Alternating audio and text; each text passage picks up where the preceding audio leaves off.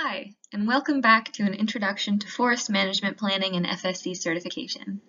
I'm Alina, a wildlife biologist intern with Wakatoan. Just a couple months ago, I was introduced to FSC as part of my internship. If you are also new to FSC, hopefully these presentations can help you to get more comfortable with some of the concepts. In our last presentation, we went over what FSC does, how companies get FSC certified, and briefly summarized each of the 10 principles of the new National Forest Stewardship Standard. Today, we will expand on the first part of this series by focusing in on the key indicators of the standard that affect Indigenous peoples.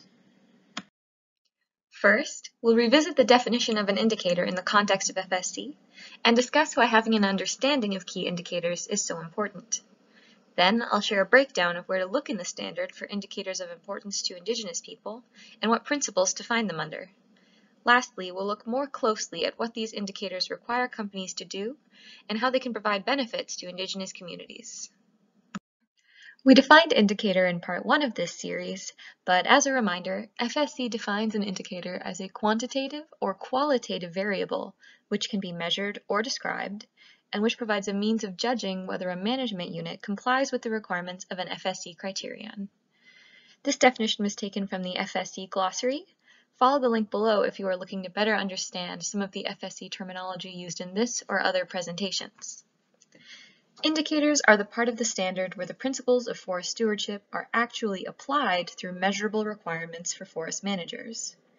As we'll see in this presentation, they represent opportunities for working with forest managers or industry to help them meet FSC's requirements while creating benefits for communities.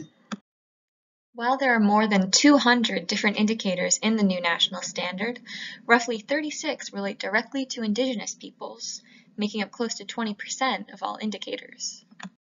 These indicators can be found throughout the standard.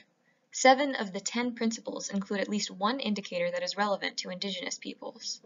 Principle 3, Indigenous Peoples' Rights, has the most, as might be expected, with 19 indicators, followed by Principle 6, Environmental Values and Impacts, which has 6, Principle 4, Community Relations, with 5, Principle 9, High Conservation Values, with 3, and Principles 1, 8, and 10, each with 1.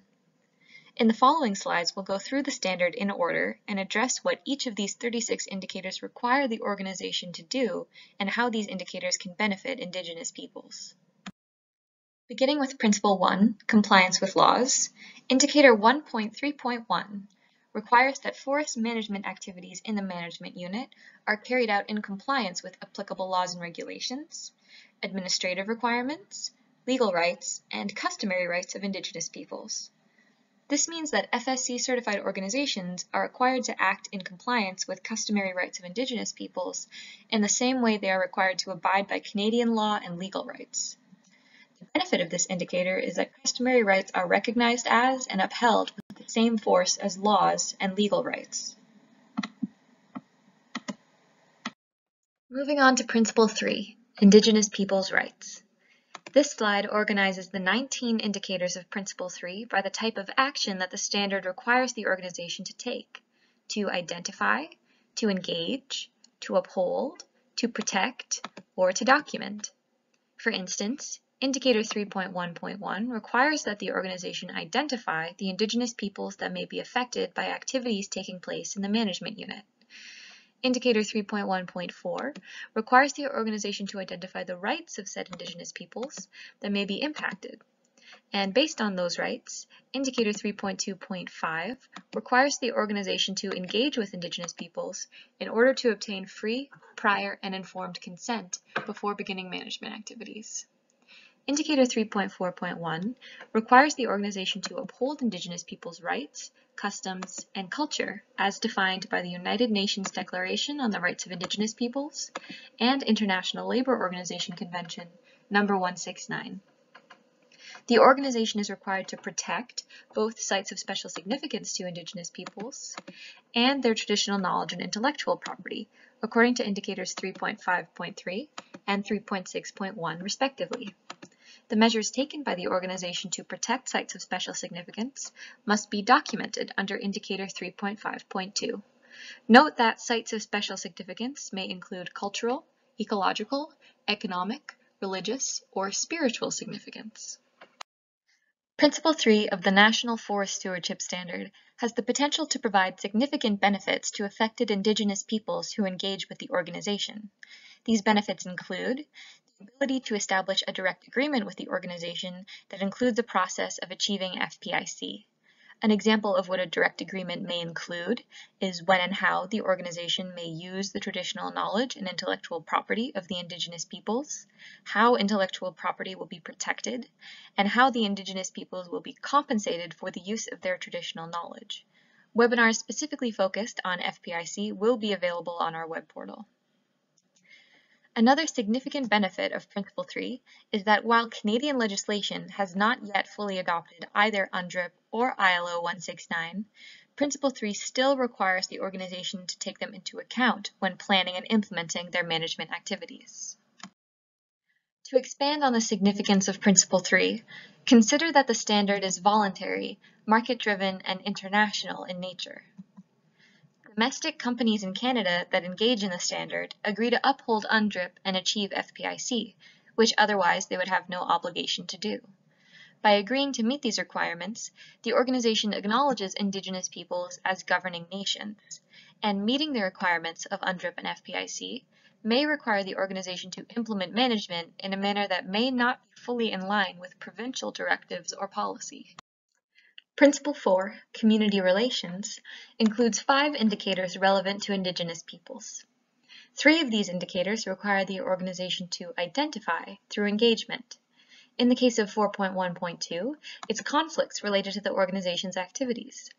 For 4.4.1, it's opportunities for local social and economic development. And for 4.5.1, it's significant negative impacts of management activities. Indicator 4.5.2 requires the organization to implement measures to avoid or mitigate the significant negative impacts identified under Indicator 4.5.1, and Indicator 4.3.1 requires the organization to ensure reasonable opportunities for employment and training. Note that the entirety of Principle 2, Workers' Rights and Employment Conditions, applies to Indigenous peoples who are employees of the organization. The first benefit to Indigenous peoples who engage with the indicators of Principle 4 is the increased opportunity for employment, training, and social and economic benefits from the organization. In addition, Principle 4 requires the organization to communicate with Indigenous peoples regarding potential negative impacts of management activities. Once these are brought to the attention of the organization, they are further required to take action to avoid or mitigate these negative impacts. Principle 6, Environmental Values and Impacts, includes 6 indicators relevant to Indigenous peoples. Indicator 6.4.2 requires the organization to address concerns of affected Indigenous peoples related to species at risk. Both Indicators 6.5.1 and 6.4.5c require the organization to engage with Indigenous peoples on designated conservation lands and boreal woodland caribou management, respectively, assuming that boreal woodland caribou are found within the management unit. Another indicator related to DCLs, 6.5.11, requires FPIC to be obtained prior to efforts to achieve regulated status for DCLs. Indicator 6.8.7 requires that the organization work with Indigenous peoples who manage adjacent territories to the management unit to collaborate on landscape-level management approaches, such as facilitating connectivity and minimizing cumulative impacts. Lastly, the organization's management plan for woodland caribou is required to incorporate traditional knowledge under Indicator 6.4.5a.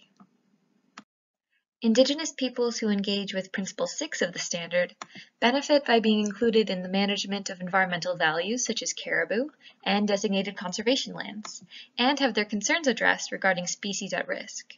Also, Indicator 6.5.11 specifically requires an FPIC process before the organization even attempts to get lands in the traditional territories of Indigenous peoples legally protected. Principle 8, Monitoring and Assessment, has a single indicator that relates to Indigenous peoples.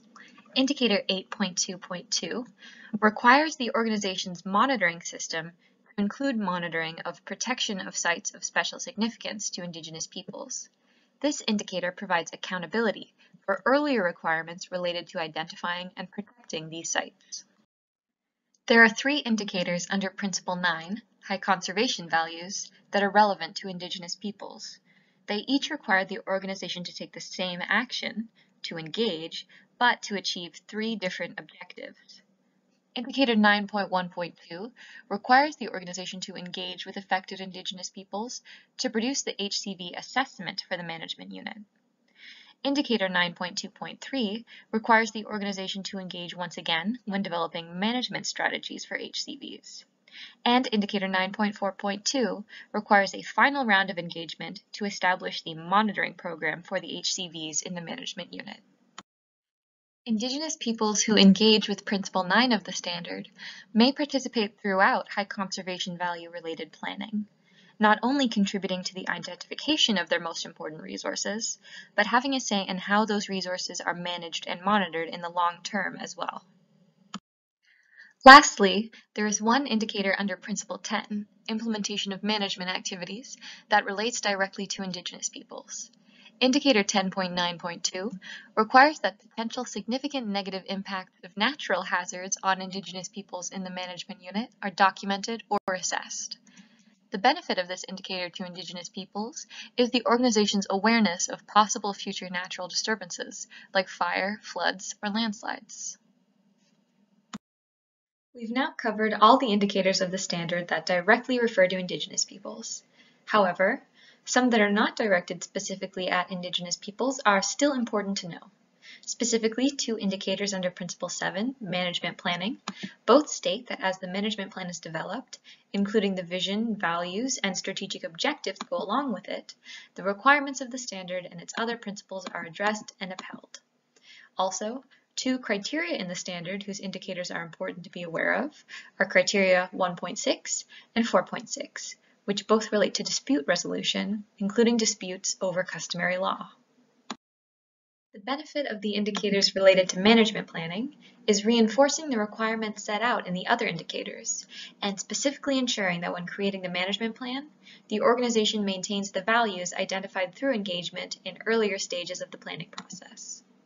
The benefit of the criteria related to dispute resolution is that organizations must make best efforts to resolve disputes, address complaints, and/or provide compensation to avoid receiving a nonconformance on their audit report. The indicators we've covered in this presentation make up the toolbox that Indigenous communities can use when working with FSC certified organizations managing forests on or adjacent to their traditional territories. Thank you for listening. Hopefully this presentation helped you to see where and how the National Forest Stewardship Standard can benefit affected Indigenous peoples. If you'd like to learn more about some of the topics discussed today, you can visit the FSC portal on the Wahkohtowin website for more learning materials and webinar recordings. To become a member of FSC International and the Aboriginal Chamber of FSC Canada, follow the link below and fill out the application.